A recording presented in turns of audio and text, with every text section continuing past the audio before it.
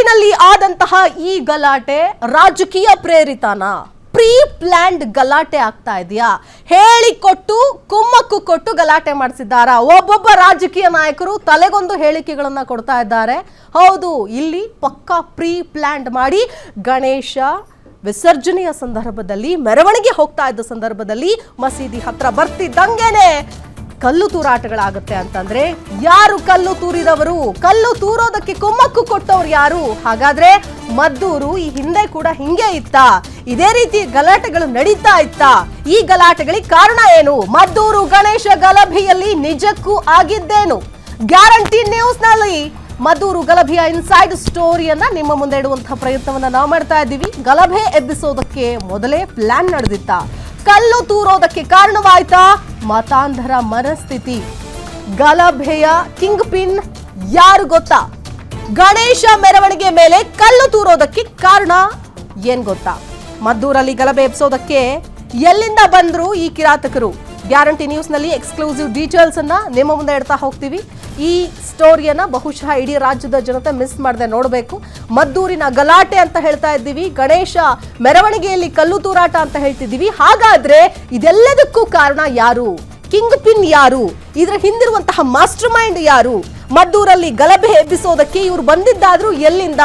ಮದ್ದೂರಲ್ಲೇ ಇದ್ದವ್ರ? ಮಂಡ್ಯದಿಂದ ಬಂದಿದ್ದವ್ರ? ಅಕ್ಕಪಕ್ಕ ಊರಿಂದ ಬಂದಿದ್ದವ್ರ? ಎಲ್ಲಿಂದ ಬಂದ್ರು? ಹಾಗಾದ್ರೆ ಇದ್ದಕ್ಕಿದ್ದಂಗೆ ಏಕಾಏಕಿ ಪೊಲೀಸರು ಇರ್ತಾರೆ, ಬಂದೋಬಸ್ತ್ ಇರುತ್ತೆ, ಮೆರವಣಿಗೆ, ದೊಡ್ಡ ಮೆರವಣಿಗೆ, ಅಷ್ಟು ಜನ ಸೇರಿದ್ದಾರೆ ಅಂತಂದ ಮೇಲೆ ಹೌದು, ಇದಕ್ಕೆ ಬೇಕಾದಂತಹ ಎಲ್ಲ ತಯಾರಿಗಳು ಕೂಡ ನಡೆದಿರುತ್ತೆ. ಹಾಗಿದ್ದರೂ ಕೂಡ ಪೊಲೀಸರು ಲಾಠಿ ಚಾರ್ಜ್ ಮಾಡ್ತಾರೆ. ಕಲ್ಲು ತೂರಿದ್ರೆ ಮುಗೀತು ನಮ್ಮ ಪರಿಸ್ಥಿತಿ ಅಂತ ಗೊತ್ತಿದ್ದರೂ ಕೂಡ ಕಲ್ಲು ತೂರಾಟ ಆಗತ್ತೆ, ದೊಂಬಿ ಆಗತ್ತೆ, ಗಲಾಟೆ ಆಗತ್ತೆ. ಅಂದ್ರೆ ಇದನ್ನ ಮಾಡಿದವ್ರು ಯಾರು ಅನ್ನೋ ಪ್ರಶ್ನೆ. ಆ ಪ್ರಶ್ನೆಗೆ ಉತ್ತರ ನಿಮ್ಮ ಗ್ಯಾರಂಟಿ ನ್ಯೂಸ್ ನಲ್ಲಿ ನಾವು ಇಡ್ತಾ ಹೋಗ್ತೀವಿ. ಗಣೇಶ ಮೆರವಣಿಗೆಯನ್ನ ಸಹಿಸದೆ ಕಲ್ಲು ತೂರಿದ್ದಾರೆ ಮುಸ್ಲಿಂ ಗುಂಪು. ಈ ಗಲಭೆಯ ಕಿಂಗ್ ಪಿನ್ ಚನ್ನಪಟ್ಟಣ ಮೂಲದ ಇರ್ಫಾನ್ ಅನ್ನೋ ವ್ಯಕ್ತಿ. ಚನ್ನಪಟ್ಟಣದಿಂದ ಬಂದು ಮದ್ದೂರಿನಲ್ಲಿ ಕಲ್ಲು ತೂರಾಟ ನಡೆಸಿದಂತಹ ಘಟನೆ. ಹಲವು ವರ್ಷಗಳಿಂದ ಮದ್ದೂರಲ್ಲೇ ವಾಸ ಇದ್ದಾರೆ ಈ ಇರ್ಫಾನ್ ಅನ್ನೋ ವ್ಯಕ್ತಿ. ಮಸೀದಿ ಮುಂದೆ ಗಣೇಶ ಮೂರ್ತಿಯ ಮೆರವಣಿಗೆಯನ್ನ ಸಹಿಸೋದಕ್ಕಾಗದೆ ಈ ಕೃತ್ಯವನ್ನ ಎಸಗಿದ್ದಾರೆ. ಈ ಇರ್ಫಾನ್ ಅನ್ನ ಪ್ರಚೋದಿಸಿದ್ದ ಸ್ನೇಹಿತ ಜಾಫರ್. ನಡಿ ಹೋಗೋಣ, ಕಲ್ ತೂರೋಣ, ಅದೇನಾಗುತ್ತೆ ಹಾಗೆ ಹೋಗ್ಲಿ, ಏನ್ ಮಾಡ್ತಾರ ಅಮ್ಮಮ್ಮ ಅಂದ್ರೆ ಕೇಸ್ ಹಾಕ್ತಾರೆ, ಆಮೇಲೆ ಹೆಂಗಿದ್ರು ವಾಪಸ್ ತಗೊಳ್ತಾರೆ ಅನ್ನೋದು ಒಂದು ಧೈರ್ಯ ಅನ್ಸುತ್ತೆ ಇವ್ರಿಗೆಲ್ಲ. ಜಾಫರ್ ಮಾತು ಕೇಳಿಕೊಂಡು ಕಲ್ಲು ತೂರಾಟಕ್ಕೆ ಇರ್ಫಾನ್ ಪ್ಲಾನ್ ಮಾಡಿದ್ದಾನೆ. ಮೆರವಣಿಗೆ ಮಸೀದಿ ದಾಟಿ 50 ಮೀಟರ್ ಹೋಗ್ತಿದ್ದಂಗೆನೆ ಕಲ್ಲು ತೂರಾಟ ಶುರುವಾಗುತ್ತೆ. ಕಲ್ಲಿನ ಮಳೆಗಳೇ ಶುರುವಾಗ್ಬಿಡುತ್ತೆ. ಎಲ್ಲಿಂದ ಬಂತು, ಏನ್ ಆಗ್ತಾ ಇದೆ ಅಂತ ಅಲ್ಲಿದ್ದೋರ್ಗೂ ಕೂಡ ಒಂದು ಕ್ಷಣ ಗಾಬರಿ ಆಗೋಗುತ್ತೆ.